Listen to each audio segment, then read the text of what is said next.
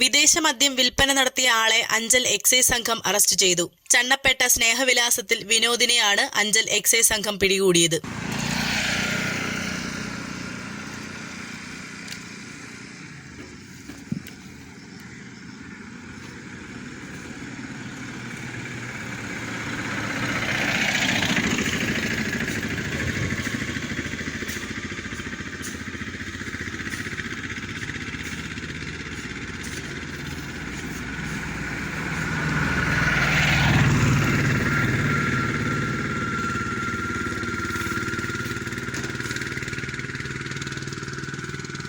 അഞ്ചൽ എക്സൈസിന് ലഭിച്ച രഹസ്യ വിവരത്തെ തുടർന്ന് ആലഞ്ചേരി ചണ്ണപ്പേട്ട റോഡിൽ പോത്തൻപാറയ്ക്ക് സമീപം വെച്ച് മദ്യക്കച്ചവടം നടത്തുകയായിരുന്ന വിനോദിനെ പിടികൂടുകയായിരുന്നു. ഇദ്ദേഹത്തിന്റെ പക്കൽ നിന്നും 2 ലിറ്റർ വിദേശ മദ്യവും മദ്യം വിറ്റ വകയിൽ 1000 രൂപയും എക്സൈസ് സംഘം കണ്ടെടുത്തു.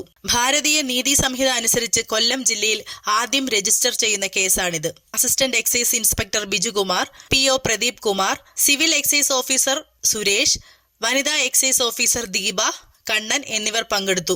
അറസ്റ്റ് രേഖപ്പെടുത്തിയ പ്രതിയെ കോടതിയിൽ ഹാജരാക്കി റിമാൻഡ് ചെയ്തു. ജില്ലാ വിഷൻ, കൊല്ലം.